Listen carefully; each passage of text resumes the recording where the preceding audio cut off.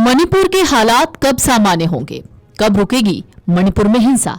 ये ऐसे सवाल हैं जो इस वक्त देश और दुनिया में घूम रहे हैं, लेकिन इसका जवाब शायद मणिपुर की सरकार के पास भी नहीं है। जब जब सरकार कोशिश करती है मणिपुर में हालात सामान्य हो जाए, तब तब मणिपुर में हिंसा की आग भड़क जाती है। लेकिन अब एक ऐसा बयान सामने आया है जो मणिपुर के हालातों पर एक बड़ा खुलासा कर रहा है। आपको बता दें, मणिपुर में हिंसा थमने का नाम नहीं ले रही, जिससे सरकार की चिंता बढ़ गई है। लेकिन इस बीच retired lieutenant general DS Hooda ने इस राज्य की विफलता बताते हुए सुरक्षा व्यवस्था पूरी तरीके से चरमरा गई है, ऐसा कहा है। उन्होंने चिंता जताई कि छोटे छोटे बच्चे भी हिंसा में शामिल हो रहे हैं और सुरक्षा बलों पर हमले कर रहे हैं।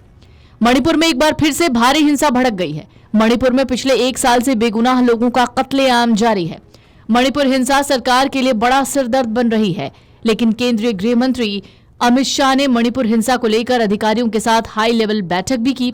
उधर एक बयान सामने आता है कि इंटरव्यू में सर्जिकल स्ट्राइक के hero retired lieutenant general DS Hooda ने मणिपुर हिंसा को राज्य की विफलता बताया। उन्होंने कहा, मणिपुर में हालात बहुत खराब हैं, सुरक्षा बलों पर हथियारों से हमले हो रहे हैं। 13 से 14 साल के बच्चे भी कुकी और मैतेई गुटों में भर्ती हो रहे हैं। मणिपुर में सुरक्षा व्यवस्था फेल है। लोग खुलेआम हथियार लेकर घूम रहे हैं और सुरक्षा बलों को चुनौती दे रहे हैं। कुछ मामलों में तो असम राइफल्स के जवानों पर भी बंदूकें तान दी गईं। Retired lieutenant general DS Hooda ने कहा, सबसे बड़ी चिंता की बात यह है कि दोनों गुटों में छोटे छोटे बच्चे भर्ती हो रहे हैं। कहा जा रहा है, अगर इन्हें गिरफ्तार भी कर लिया जाता तो नाबालिग होने के कारण इन्हें ज्यादा दिन जेल में नहीं रखा जाएगा।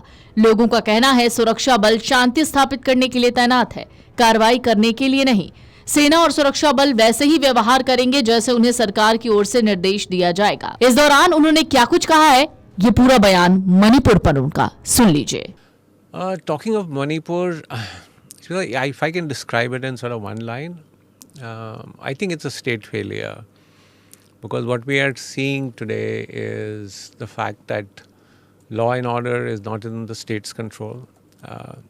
You have armed groups on both sides. The valley-based Meitei groups have their own armed groups, and so have the Kukis, which they are calling village defense volunteers. Both sides don't have complete trust on government forces. So the Meiteis say that the Assam Rifles are aligned towards the Kukis. The Kukis say, no, the Assam Rifle is neutral, but it's the Central Forces and the Manipur Police, which is against us. So what we are seeing actually is that law and order has literally passed in the hands of radical groups on both sides. And so you have the people and the population depending more on these armed groups rather than on state forces. That, I think, to me is the crux of the problem. The fact that so many weapons were looted and have not yet been recovered. And what we are seeing is a sort of almost a complete breakdown of confidence, not only between the Meiteis and the Kukis, but also a breakdown of confidence among the Kuki groups on the government that, we can't rely on the government. So that in a nutshell is sort of the chaotic situation which is there in Manipur today.